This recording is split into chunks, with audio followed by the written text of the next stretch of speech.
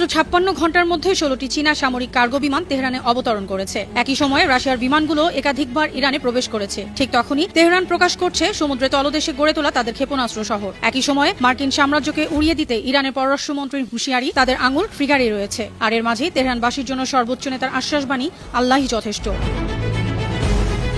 Israeli সংবাদ মাধ্যম মার্ভি সহ বিভিন্ন গোয়েন্দা প্রতিবেদন দাবি করেছে মাত্র 56 ঘন্টার মধ্যে চীনের 16টি Y-20 নামের বড় সামরিক বিমান তেহরানে অবতরণ করেছে। এই বিমান একবারে 60 টনেরও বেশি সরঞ্জাম বহন করতে পারে। একই সময়ে রাশিয়ার সামরিক বিমানও একাধিকবার ইরানে যাতায়াত করে। চীন ইরানে HQ-9B দীর্ঘপাল্লার আকাশ প্রতিরক্ষা ব্যবস্থা পাঠিয়েছে, যা মার্কিন S-300 এর সমতুল্য। এছাড়াও এই ফ্লাইটগুলোতে পাঠানো হয়েছে উন্নত রাডার জ্যামিং, ইলেকট্রনিক ওয়্যারফেয়ার সরঞ্জাম ও ক্ষেপণাস্ত্র তৈরির কাঁচামাল। এছাড়া ইরান এখন মার্কিন GPS এর পরিবর্তে চীনের বাই-2 স্যাটেলাইট সিস্টেম ব্যবহার করছে। এর ফলে ইরানের অস্ত্র ব্যবস্থা এখন স্বাধীন, পশ্চিমাদের নিয়ন্ত্রণের বাইরে। এই ফ্লাইটগুলো ছিল অত্যন্ত গোপনীয়। ইরানের আকাশসীমায় ঢোকার আগেই বন্ধ করে দেওয়া হয় ট্রান্সপন্ডার। তবে আনুষ্ঠানিকভাবে কেউ কিছু স্বীকার না করলেও আন্তর্জাতিক গোয়েন্দা বিশ্লেষণ বলছে এটি শুধু সাহায্যই নয়, বরং একটি স্পষ্ট বার্তা, ইরানকে যে কোনো আগ্রাসনের মুখে শক্তভাবে রক্ষা করা হবে।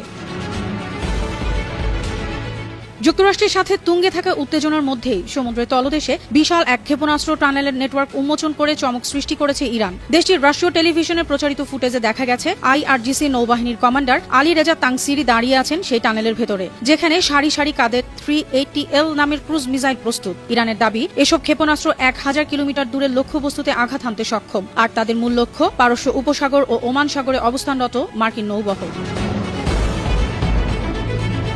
এই সামরিক শক্তি প্রদর্শনের মধ্যে কূটনৈতিক মঞ্চে এসেছে আরো কঠিন ভাষা। বুধবার ইরানের পররাষ্ট্রমন্ত্রী আব্বাস আরাকচি ঘোষণা দিয়েছেন, আমাদের প্রিয় মাতৃভূমি, আকাশ ও সাগরের বিরুদ্ধে যুক্তরাষ্ট্রের পক্ষ থেকে যে কোনো হামলার তাৎক্ষণিক ও শক্তিশালী জবাব দিতে ইরানের সাহসী সশস্ত্র বাহিনীর আঙুল ট্রিগারই রয়েছে। আর এই বক্তব্য আসে ঠিক সেই সময় যখন যুক্তরাষ্ট্রের প্রেসিডেন্ট ডোনাল্ড ট্রাম্প আবারও সামরিক হামলার হুমকি দিয়ে বলেছেন, বিশাল এক যুদ্ধজাহাজের বহর ইরানের দিকে এগিয়ে যাচ্ছে। প্রচণ্ড শক্তি আর নির্দিষ্ট লক্ষ্য নিয়ে এটি বেশ দ্রুত গতিতে এগোচ্ছে। এই উত্তেজনার মাঝেই ইরানের সর্বোচ্চ নেতা আয়াতুল্লাহ আলী খামেনি দেশের জনগণকে মানসিকভাবে স্থির ও সাহসী থাকার বার্তা দিয়ে বলেছেন, ভয় পাবেন না, আল্লাহই যথেষ্ট।